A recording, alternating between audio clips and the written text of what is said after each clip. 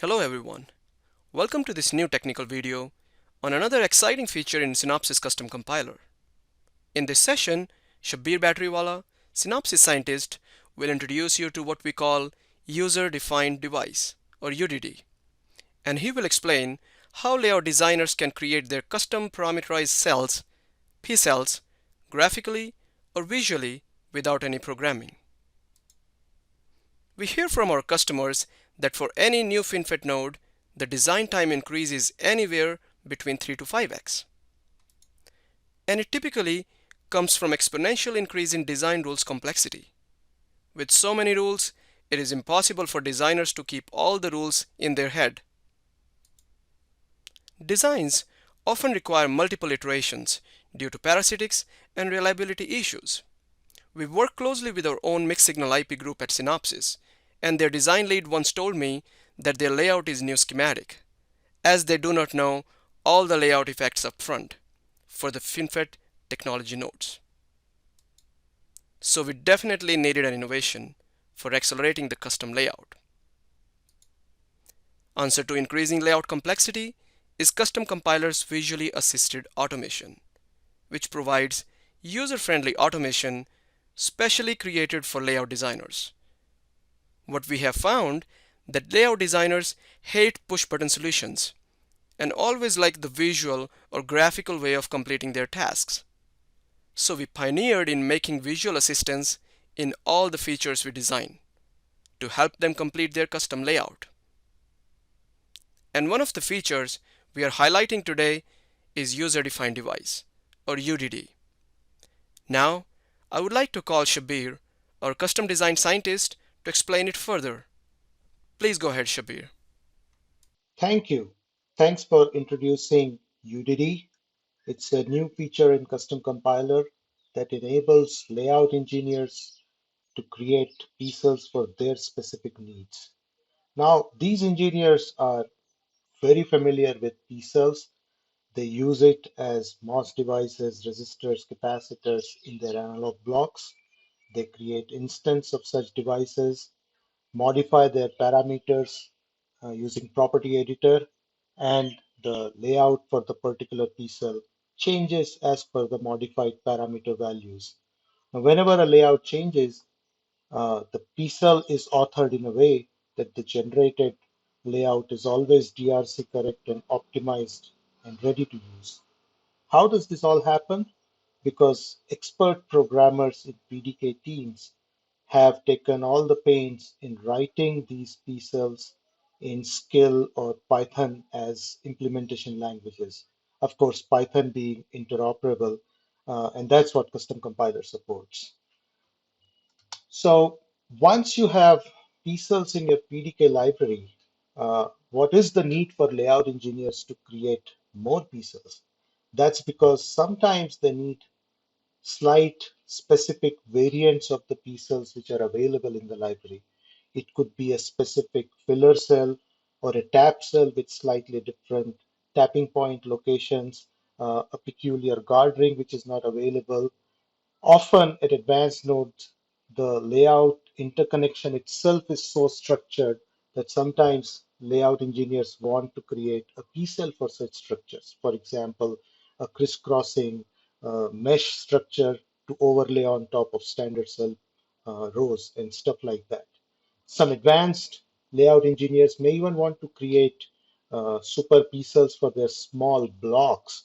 For example, instead of having 5 inverter cells with different drive strength, they may want to create an inverter P cell where they can control the drive strength by feeding in width and number of finger for the constituent transistors. Now, all such things are definitely possible if somebody is willing to go back to Python programming language and implement it. But layout designers are not used to doing that. It will be a steep learning curve if they were to try creating such pieces by writing them in Python language. So what they need is a technique which enables them to create pieces for their specific needs in an environment which they are most familiar, and that is a layout editor. So in Custom Compiler, We now provide a graphical way for P-cell creation. User starts with a mask layout cell view with name starting with UDD. It opens up into a layout editor with UDD Assistant. The parameters with which the layout needs to be parameterized can be created as CDFs on the parent cell. These parameters can be used into the object attributes, and UDD provides a bunch of built-in operations to replicate these shapes, align the edges, uh, impose predefined spacings, even create stretch handles, etc. Once user is done with objects and operation creation, he simply hits the compile button and custom compiler will package everything into the form of a UDD PyCell, which can be used like any other PCell in the PDK library. Let's now create a simple UDD. What we want is to create a PCell for the structure shown on the canvas here. We want metal 3 lines which are horizontal here shown in green, and metal 4 lines which are vertical shown in yellow. We want to be able to control this mesh structure by specifying number of rows and columns and the width of metal 3 and metal 4 lines and the pitch between them. So we start by creating a UDD cell view. It opens up into the layout editor. We define parameters for row, column, width for metal 3, metal 4, and their pitches.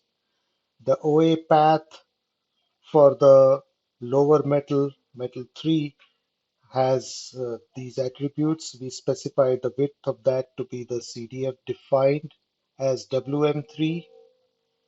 Likewise, we define width of metal 4. We define a via cut of a particular size. Then we define a copy operation on the via cut, which replicates it in column count and row count and puts them at column pitch and row pitch spacings.